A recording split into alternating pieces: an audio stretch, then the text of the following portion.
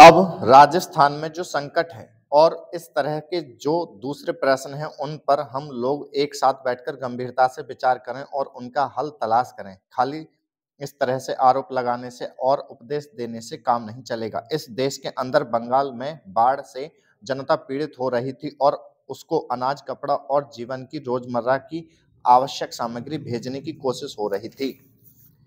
महोदय, उस जमाने में रेलवे कर्मचारियों को भड़का कर के हड़ताल करना और फलस्वरूप एक ऐसी व्यवस्था पैदा करना जिसके कारण बंगाल के पीड़ित लोगों की सहायता न की जा सकी उचित कार्य था। लेकिन यह कार्य मेरे घर के भाइयों ने किया था। मेरा कहना है कि केवल उपदेश से काम नहीं चलता है। जब ऐसे प्रश्न आए तो उपदेशात्मक भाषाओं में ही फंसकर ना रहा जाए, बल्कि आवश्यकता है कि ऐसे प्रश्नों पर सारे राजनीतिक दल देश हित को ध्यान में रखते हुए संजीदगी से विचार करें और उन सबका हल तलाश करें। आज श्री वाजपेयी ने प्रधानमंत्री पर कुछ आक्षेप किए। वे बड़े गुस्से में थे और इतने क्रोध में थे कि उन्होंने अपने मस्तिष्क का संतुलन खो दिया था। उन्होंने आरोप लगाया कि सरकारी कर्मचारियों के प्रयास से बड़ी-बड़ी सभाएं की गईं। मैं वाजपेयी जी का गुस्सा और उनका संतुलन होना समझ सकता हूं। उन्होंने यह भी कहा कि प्रधानमंत्री जी ने इन चुनावों के बीच अपने भाषण में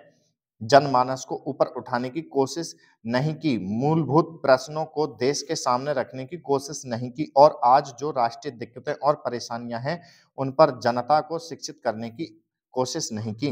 प्रधानमंत्री ने अपने चुनाव भाषणों में देश के अंदर जो शक्तियां राष्ट्रीय एकता को भंग कर रही हैं, धर्म के नाम पर, जाति के नाम पर, भाषा के नाम पर या क्षेत्रीयता के नाम पर संकीर्णता की भावना पैदा कर रही हैं, जनता को उनसे सजग किया।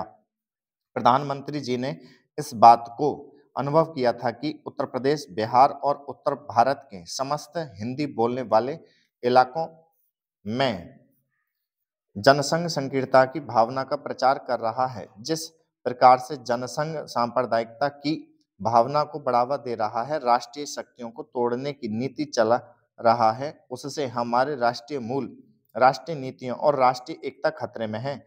इसीलिए प्रधानमंत्री ने जनसंघ के ऊपर इस बात का प्रहार किया था कि वह सांप्रदायिक शक्ति है और उससे जनता को सावधान हो जाना चाहिए। आज जो वाजपेयी जी का गुस्सा है, उसको हम समझ सकते हैं। उन्होंने एक सपना देखा था, एक सुनहरा सपना, उत्तर प्रदेश में अपनी सरकार बनाने का, बिहार में अपनी पार्टी को बहुमत प्राप्त करने का।